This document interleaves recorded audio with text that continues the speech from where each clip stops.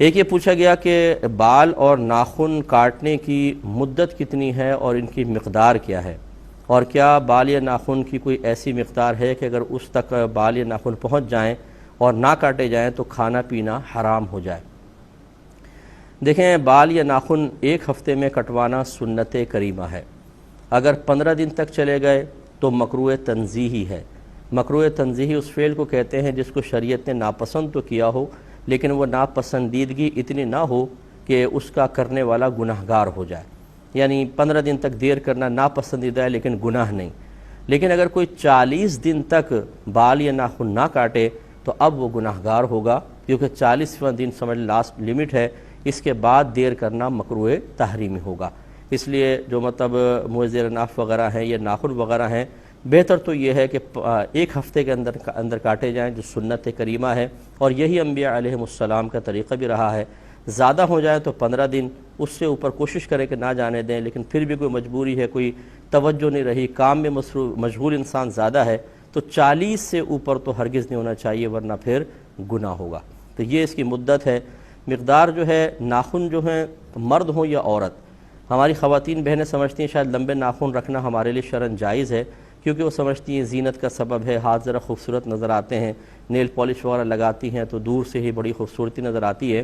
لیکن حقیقت یہ ہے کہ نبی کریم صلی اللہ علیہ وسلم نے ناخن بڑھانے کی ممانعت میں مرد اور عورت دونوں کو شامل فرمایا ہے۔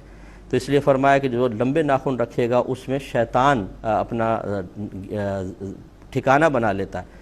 اب شیطان اس میں ہوگا تو وہ جہاں پر بھی ہاتھ وغیرہ لگ رہے ہیں کھانے وغیرہ کے اندر، گویا کہ اس میں شیطانیت کا اور روحانیت کی کمی کا دخل ہو جائے گا اور وہ نقصان کا باعث ہے۔ اس لیے ہماری بہنوں کو بھی چاہیے کہ اپنے ناخن کاٹ کر رکھیں، بس اتنا کہ یہ جو ہماری کھال ہوتی ہے اس تک پہنچ جائیں، ٹھیک ہے، اس سے آگے نکلنا تھوڑا سا بھی یہ شرعی طور پر ممنوع ہوتا ہے، اس کو کٹوانا چاہیے۔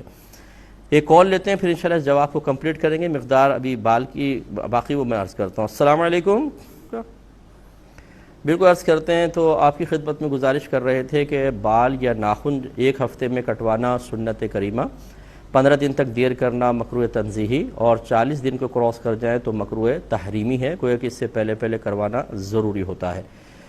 ناخنوں کی مقدار آپ کو بتا دی کہ ناخن بس یہ کھال تک پہنچ جائیں کافی ہے، اس سے اوپر بڑھیں گے تو یہ مکروہ ہوتے ہیں، خلاف سنت ہیں۔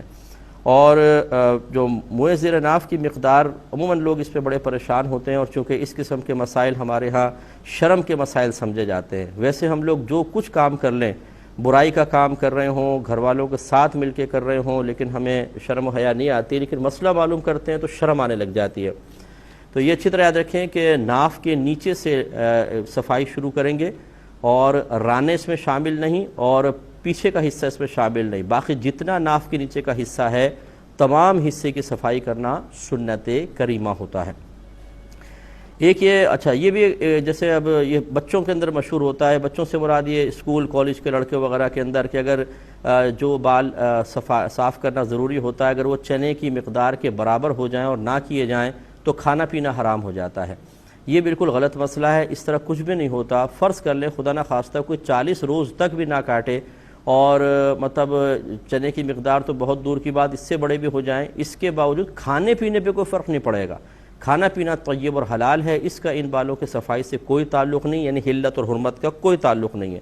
اب باقی وہ جو حکم ہے ہم نے آپ کو بتا دیا کہ 40 دن کے اوپر کریں گے تو اس دیر کرنے کی بنا پر گناہگار ہوں گے، لیکن اس کی بنا پر کھانے پینے پہ کوئی فرق نہیں آئے گا۔